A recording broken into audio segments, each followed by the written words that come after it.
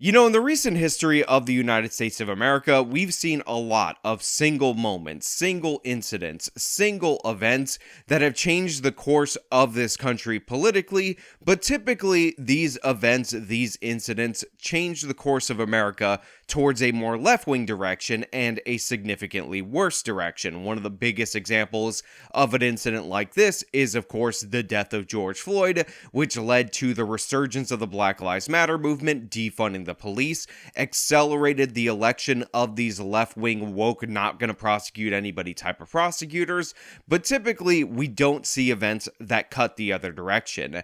Typically, we don't have incidents that are moments of clarity that push us in the opposite way. And a perfect example of something that should be one of those incidents that should push us in the opposite way is what has been going on with the city of San Francisco. Now, on this channel, we've covered the decay of San Francisco multiple different times. I've attributed this to a lot of combinations of policies that not only affect the state of California, but actually affect the entire western part of the United States of America, like the Ninth Circuit Court of Appeals ruling that people have this divine right to camp in public that supersedes anybody's rights because homeless people need God-tier rights, at least in the western part of this nation. But it turns out all of that was a farce. It turns out all of that didn't really exist. It turns out that when push comes to shove, when the governor and the mayor of San Francisco and the city council of San Francisco want to actually clean up the city, they could do so in record time. Because right now, if you guys are unaware, the encampments have been cleared, the metro stations have been deep cleaned, the streets have been swept, the needles, the human waste, all of that has been removed due to the fact that a bunch of important people, much more important than the residents of the city of San Francisco, much more important than the businesses in the city of San Francisco, have come into town for a visit. Because Xi Jinping is here, San Francisco is now clean for the first time in a decade, and we have to talk about what this means for American political discourse. But before we do, I just want to say thank you to everybody who signed up over on actualjusticewarrior.com/join. Give me the money. Give me the money, okay? And thank you to the podcast listeners, Spotify, Apple, and Google's podcasting platform. Our cameras spotted this early this morning. Park rangers clearing people off of the sidewalk. And this, piles of trash littered all over the sidewalks. Mountains of trash are what some people in the Tenderloin have learned to live with day in and day out. And there is a team of people who pick all of it up and haul it off, only to come back again, sometimes only hours later, to another giant mess. So I thought it was important to open up with how San Francisco used to be a long, long time ago, all the way back in the far-off year of 2023, in the far-off month of October of 2023. Yes, 1 month ago, this was the state of San Francisco and their cleanup efforts. They would send out people. Sometimes they would clear up the homeless encampments in the major thoroughfares, major foot traffic areas within the city. And within a couple of hours, even if they picked up all the garbage of the homeless people, they would be back and there would be more litter there than there was before. Yeah, at times you feel like our efforts are for none, right? Because we'll go right through a block and they'll turn around and just dump it right back out on us. It almost just seems like it's an thankless and effortless job, right? Because, I mean, look at it. This was the hopeless cycle that the city of San Francisco supposedly was in circa October 5th of 2023, aka last month. This is what we were told was the norm. It was unchangeable. There was nothing they could do about it. Politicians were doing their absolute best, but this is just the state of the city that you citizens have to accept. But now, all of a sudden, things are completely different. All of a sudden, when a deep clean is needed in order to welcome a bunch of foreign people for APEC 2023, including the president of China, Xi Jinping, they can do a cleanup that can last for the whole length of the conference. And I think it is incredibly crucial that you guys understand exactly how they're doing this, because it's things that I described that you could implement before that we were told was absolutely impossible that now suddenly are possible. They are easy to do, and apparently it didn't even cost the city of San Francisco any additional funds to do so. They had the money on hand all along. They just were never committed to actually cleaning up the city. city. While San Francisco is in the spotlight for the Asia-Pacific Economic Conference, city leaders are making sure the city shines. Tourism is our business here in San Francisco, and we need to focus on making sure that the tourist dollars still come back. Caltrans repaving major roadways like the Harrison Street off-ramp from the I-80. BART doubling down by deep cleaning their stations overnight more often. The city had gotten a little bit dingy over time. Scrubbing and power washing is happening all over the city. Yeah, the bottom of my shoes look clean. It's noticeable how clear the streets look and how few homeless encampments there are on major thoroughfares. Look at that. Look at the difference.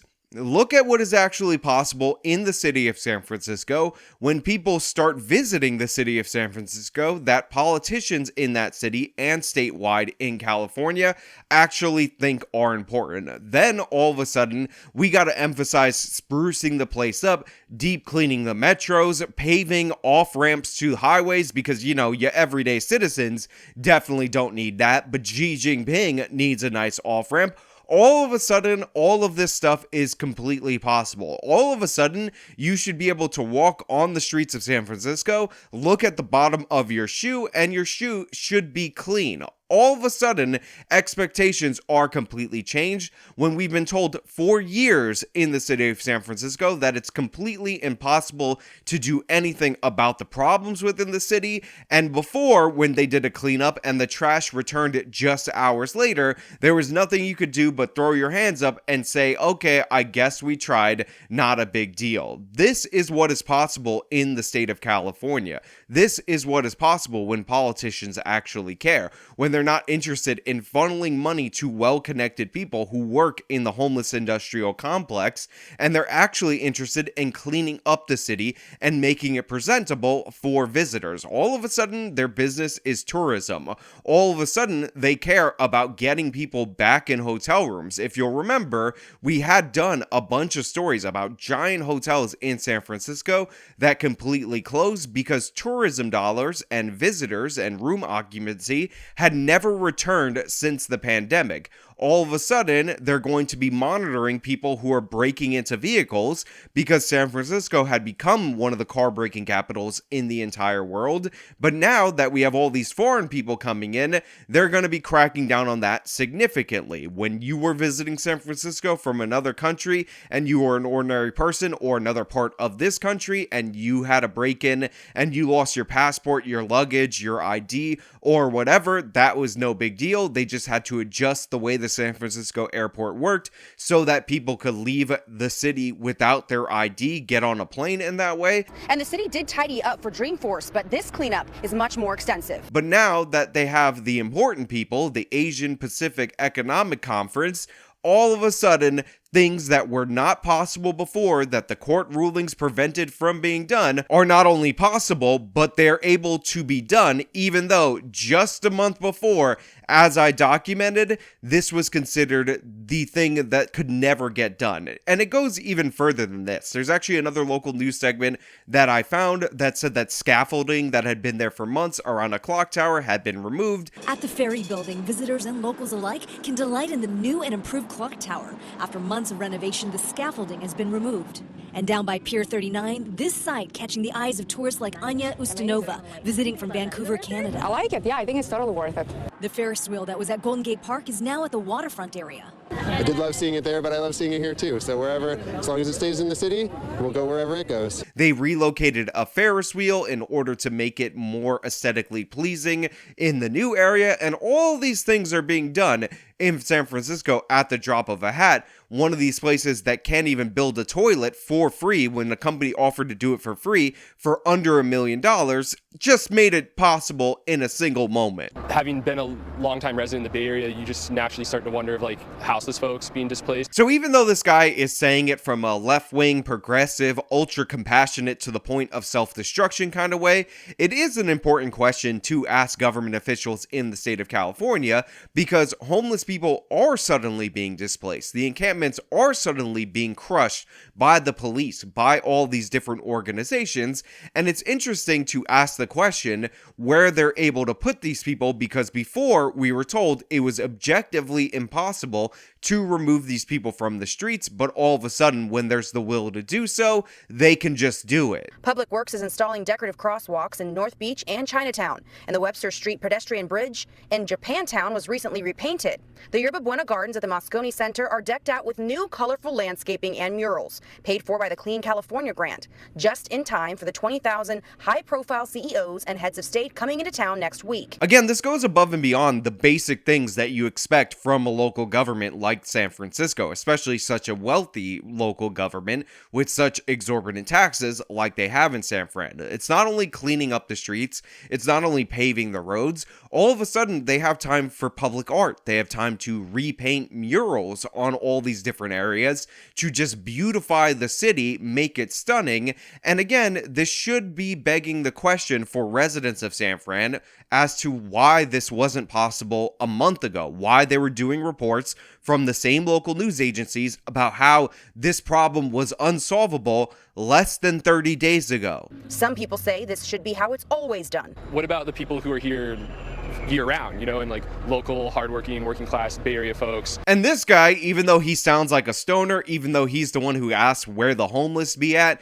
is actually reaching that conclusion despite the fact that the cannabis has been eating up his brain for years in San Francisco, which is, wait a minute, you could have done this before? What about the residents? What about the people who actually work here? What about the people in this city who are being victimized by all these car break-ins and all these other problems? How is this possible for this event, for these visitors, for these CEOs, for these heads of state, but it was completely impossible for the residents of San Francisco, despite the fact that these politicians were being shouted at out town halls, despite the fact that businesses are closing at an ever-increasing rate, despite the fact that loans are just being churned over and surrendered, and properties as well, to creditors all across the city of San Francisco up until this very moment. But now, suddenly, it's just easily fixed, no big deal. We can do things above and beyond fix the problems, like decorate the city, decorate the sidewalk, and put all this money that apparently we had this whole time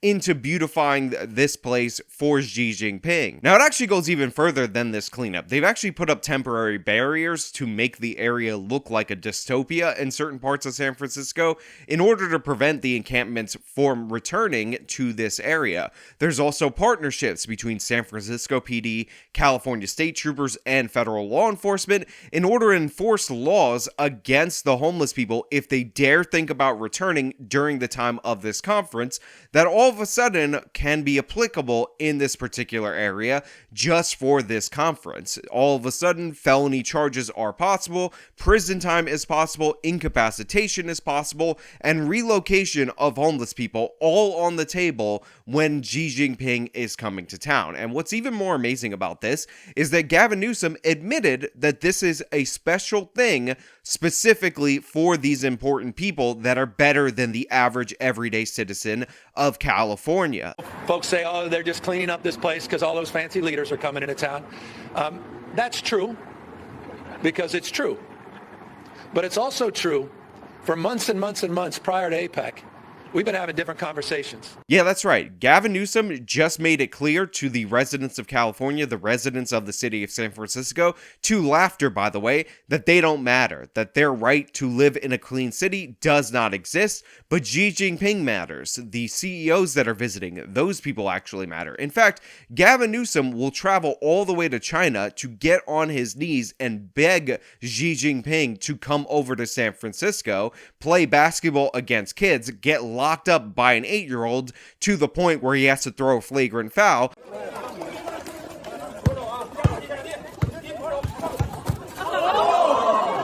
Because he thinks these people are more valuable than your average everyday citizen of San Francisco, than your average resident, than tourists from other parts of the country. All of these people don't matter to Gavin Newsom, but these CEOs, they supersede that. They supersede the God tier rights of the residents of San Francisco. And it's incredibly important for you guys to know that this cleanup is hyper localized. This is specifically for this event, and this is not, like Gavin Newsom said, them looking at the problems differently for months and implementing these solutions, and this being the first step. As this was happening in San Francisco on the I-10 freeway, one of the things that we saw, which is in another part of California, was a massive fire that just kicked off right there. What started this blaze? What was the problem with this blaze?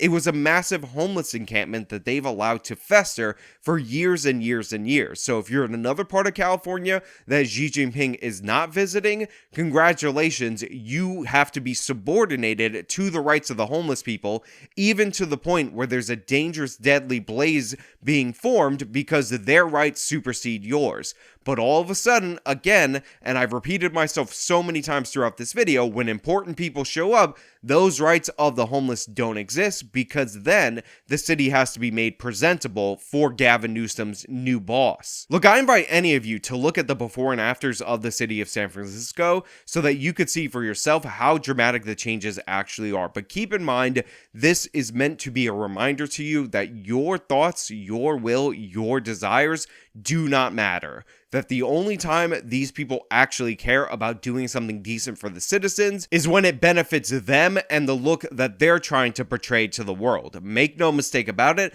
as soon as these people leave, enforcement will be pulled back, the encampments will return, but it doesn't have to be this way, and you'll have to remember that going forward when they tell you that there's nothing that they could do. But hey, those are just my thoughts. Let me know your thoughts down in the comments below. If you liked the video, show them by leaving a like, subscribe for more content, follow me on my social medias, support me via the support links in the description of this video. This has been me talking about the great San Francisco cleanup. Till next time.